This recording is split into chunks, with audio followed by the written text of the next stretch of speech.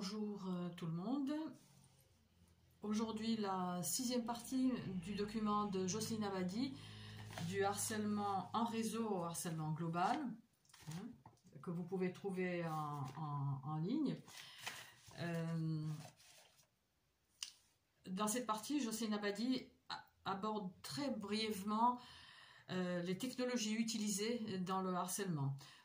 Elle parle notamment du gang stalking dans ce document, c'est-à-dire des violences psychologiques, tout ce qui est fait aux cibles, aux individus cibles, aux individus illégalement blacklistés et mis à la disposition de tortionnaires, de perps, de tortionnaires, de cuiseurs qui pratiquent le harcèlement électromagnétique, mais qui pratiquent aussi donc toutes sortes de violences psychologiques, violation de domicile, de tous les espaces privés, vandalisme.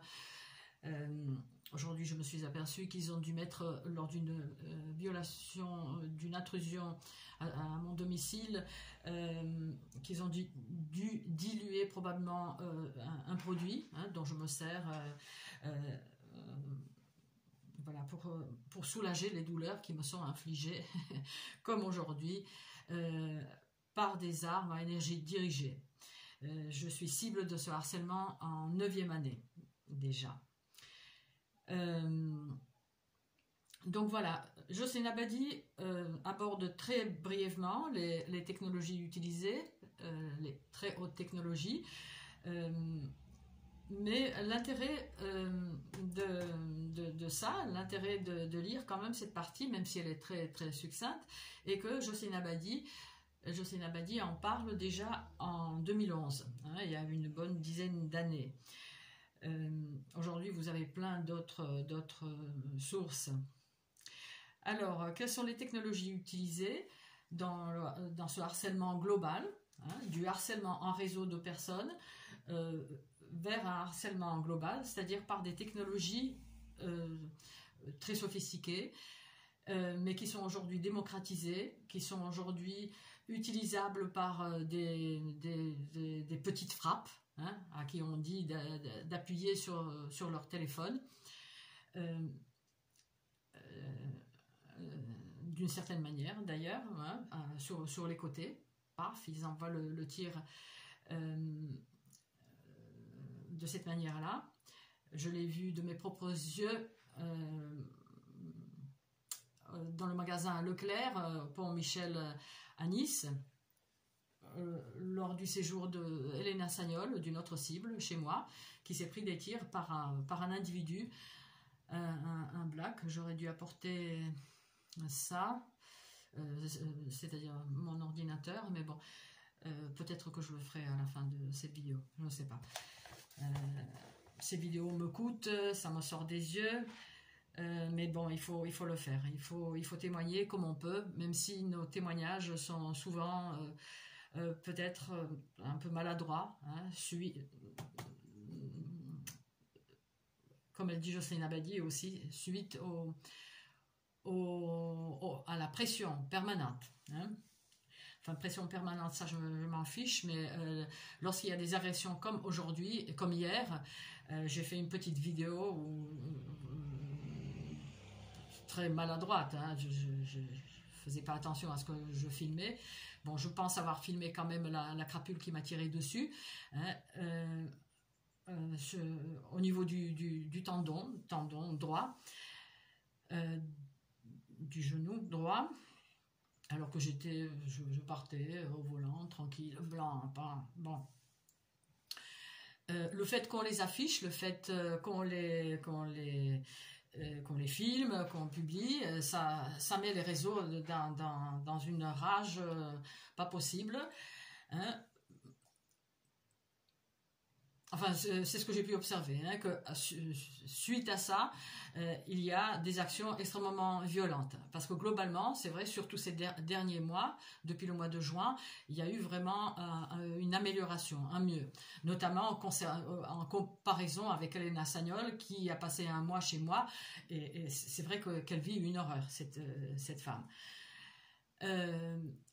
Et d'ailleurs, à ce propos, j'ai l'impression que les réseaux d'ordures se sont peut-être échangés certaines recettes de torture et qu'ils ont utilisé aujourd'hui, donc suite peut-être à ma vidéo hier, je ne sais pas, je me suis pris une rafale dans les lombaires, alors que je n'ai pas mal dans le dos. Je peux dire que même à mon âge, je n'ai pas mal dans le dos, sauf, voilà, des fois j'en ai parlé, oui, de cette agression bien particulière qui vient de nulle part.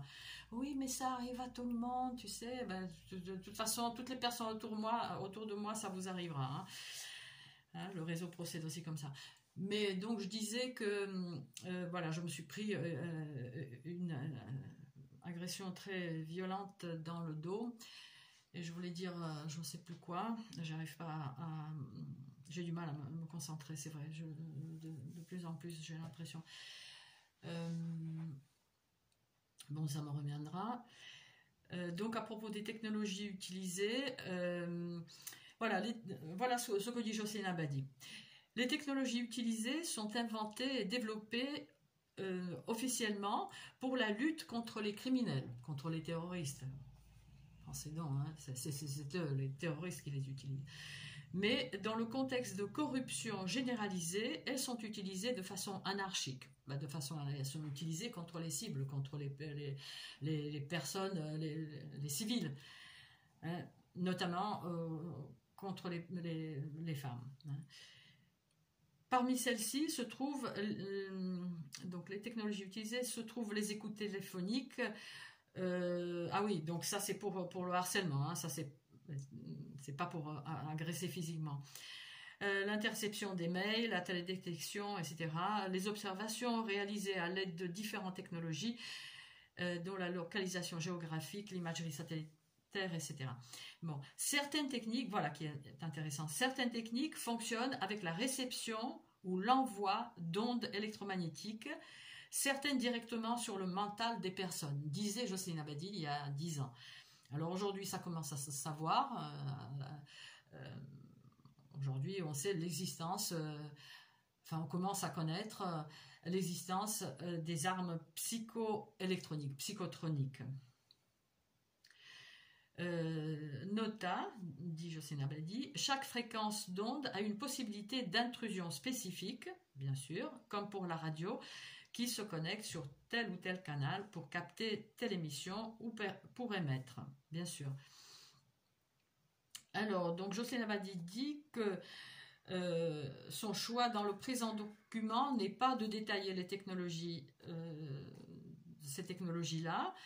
Il s'agit d'un sujet à part entière et elle nous renvoie à consulter les liens en fin de ce document que vous pouvez trouver en ligne. La France se trouve dans le peloton de tête de ces domaines de recherche sur la scène internationale. Voilà, pour qui ne le saurait pas. Alors, objectif de l'instrumentalisation des personnes, des technologies de surveillance et de contrôle mental vers un harcèlement global. Alors, une première question se pose concernant l'utilisation de ces technologies ultra sophistiquées de surveillance et de harcèlement. Est-ce que ces technologies sont utilisées pour le harcèlement en réseau ou bien est-ce le harcèlement en réseau qui fournit des cibles cobayes à l'expérimentation de ces technologies, parmi lesquelles se trouvent les psychotechnologies? C'est vrai, c'est une question à se poser. Comment on nous repère, comment on repère les cibles qui, la plupart du temps, de ce que je vois autour de moi et de ce qu'on peut lire dans certains documents, sont des personnes qui ont un certain niveau socio-culturel, intellectuel, sans péter plus haut, hein, voilà, qui ont surtout une résistance énorme, physique, à la douleur notamment, et la femme de toute façon d'une manière générale est plus résistante qu'un homme. Petite nature derrière vos armes de merde.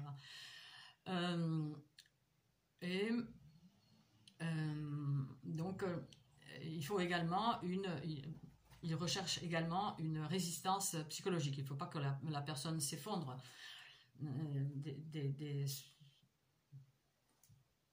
Qu'elle s'effondre tout de suite, quoi. Voilà, il faut qu'elle tienne. Voilà. La recherche et le développement de ces technologies de surveillance représentent des budgets monumentaux et demeurent pour la plupart du temps secrets, bien que pris sur l'argent public. Comme dans tous les domaines de recherche, ces budgets doivent être justifiés par des applications concrètes. Il faut montrer comment ça marche, comment ça agit. Comment la cible hurle. Ah, elle a hurlé, bon, c'est coché, c'est bon, voilà.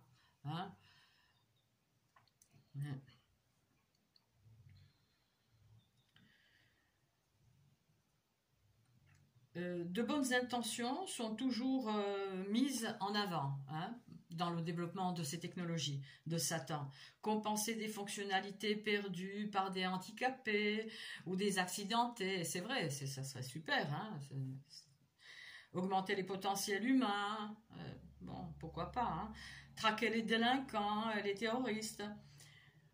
Il est vrai que de telles applications sont effectivement mises en œuvre, car la science peut et sait faire des merveilles, dit Jocelyne Abadi. Le problème est qu'il ne s'agit que de la partie apparente de l'iceberg, et ces applications séduisantes sont également utilisées et communiquées au titre de la propagande. Sont également utilisées pour torturer, c'est ça surtout, c'est ça. Ces technologies sont testées sur des personnes à leur insu, dit Jocelyne Abadi en 2011, et sont aussi des technologies de harcèlement à part entière. Ces pratiques sont hors la loi. Les cibles sont isolées et harcelées pour les obliger à subir ces expérimentations illégales, en plus de vouloir les soumettre à d'autres abus. Les personnes ciblées le sont aussi parce que les lois relatives au consentement dans les expérimentations ne sont pas respectées dans leur cas. Bien sûr, personne ne nous a demandé si on voulait être chippé à notre insu, si on voulait être torturé, voilà. Si on voulait faire part si on voulait être cobaye dans des programmes médico-militaires. Voilà. Le gangstalking sert à les empêcher, les cibles, de faire valoir leurs droits et à les retenir prisonnières de prédateurs agissant en toute impunité et avec l'admiration du public. Voilà, empêcher toute preuve, tout bousiller, ça, on rentre dans notre informatique, notre ordinateur, téléphone, on coupe nos enregistrements, nos vidéos à distance, etc. Enfin bref, ça c'est la moindre la moindre des choses, entre guillemets. Lorsqu'on veut témoigner du harcèlement électromagnétique, du harcèlement des tortures à travers les murs, à travers vos propres murs, on peut vous tuer. Donc dites-le vous bien. Renseignez-vous, voilà. Cependant, il faudrait avoir la naïveté d'un enfant en bas âge pour croire que l'usage de ces technologies est réservé pour une poignée de personnes, que ce soit au regard des sommes colossales qui sont investies qu'au regard des potentiels qu'elles offrent. Mon hypothèse, dit Jocelyne Abadi, est qu'elles sont utilisées pour dominer et exploiter les populations et qu'elles sont mises en application par étapes en commençant par des personnes isolées, en commençant par nous, les individus cibles, pour voir comment ça marche, comment nous réagissons, quelles sont nos interactions, comment est-ce qu'on se soutient, est-ce qu'on se jalouse, est-ce qu'on se voilà, comment on réagit à la torture, est-ce qu'on se protège, est-ce qu'on se protège pas, voilà. Ce qui est certain, dit Jocelyne Abadi, est que le fait d'envoyer toutes ces personnes en harceler d'autres sert à les formater pour en faire des pions, soldats, robots, qui vont là où la main qui les déplace les envoie, obéissant sans savoir d'où vient l'ordre ni à quoi ils collaborent. Ce qui était probablement le cas de 2 ados. Oui, je me suis pris un violent coup dans la colonne vertébrale, cette fois-ci, près du rachis. Quand je suis sortie de l'immeuble, d'ailleurs ça a été un petit peu mieux, et lorsque je rentrais, je me suis pris un coup, je me suis retournée, marchait derrière moi un ado avec un téléphone, donc je l'ai interpellé. C'est toi qui pratique le harcèlement électromagnétique? J'ai haussé un peu la voix, il continuait tout droit. Donc encore un autre petit, donc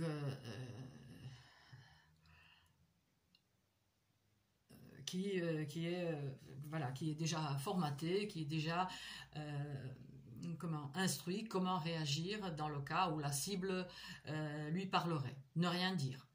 Ça, c'est ce qui arrive quasiment à toutes les cibles. Même si parfois ils peuvent réagir, il m'est arrivé de me prendre une bouteille d'eau vide, je crois. Hein. Ouais. Ou certains gars, notamment d'une certaine communauté, qui ont le sang un peu plus chaud, attendez, une femme qui se l'ouvre, ils peuvent réagir.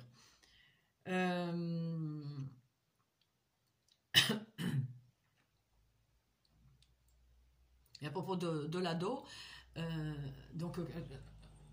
j'ai voulu me le filmer, mais le temps de sortir mon appareil, enfin bref, j'avais pas mes lunettes en plus, donc il s'est éloigné, et puis d'un coup, sortant de nulle part, ça aussi c'est sortant de nulle part, devant moi, pas derrière, hein, devant moi, madame, je sais plus ce qu'il disait, vous avez un problème? Non mais bon, maman.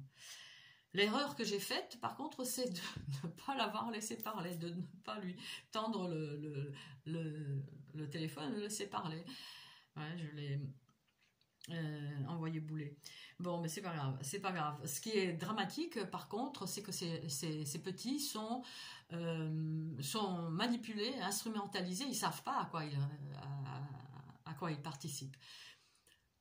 Certaines cibles me diront que si, ils savent, ils savent ce qu'on veut bien leur dire, voilà, ils sont instrumentalisés. Voilà, il y a des médisances sur nous, il y a des calomnies pour motiver les gens qui ne nous connaissent pas, voilà, à nous harceler. Mais donc voilà, cette partie du document de Jocelyne Abadi parle voilà, pardon. Je parle donc des technologies qui sont utilisées contre les cibles. Voilà. Alors voilà, donc c'est à peu près tout à propos des technologies de torture. Jocelyne Abadi ne le dit pas en ces termes, mais c'est ça. Et dans une dernière partie de son document, elle parle du harcèlement en réseau, les lois et le rôle des politiques. Un grand 0. Mon Dieu, j'ai fait le signe qu'on va me dire que je suis un franc-mac ou je ne sais trop. Et donc, elle évoque certaines lois dont on pourrait se servir, il y en a un paquet d'ailleurs, pour contrer ce harcèlement. Voilà. La première, parmi toutes ces lois, c'est que la torture est interdite. Voilà, la torture est interdite plein de traités par le Code de Nuremberg, etc. Voilà. Donc renseignez-vous, n'allez pas sur Wikipédia. Wikipédia, d'après ce que j'ai entendu dire récemment, le harcèlement électromagnétique serait une théorie du complot. Ce qui est au fond flatteur, hein, parce que vous savez que est théorie du complot tout ce qu'on veut taire. Voilà. J'ai oublié de préciser la date, nous sommes le 12 octobre 2022. YouTube ne la met plus, la date. Ni chez moi, ni chez les autres internautes.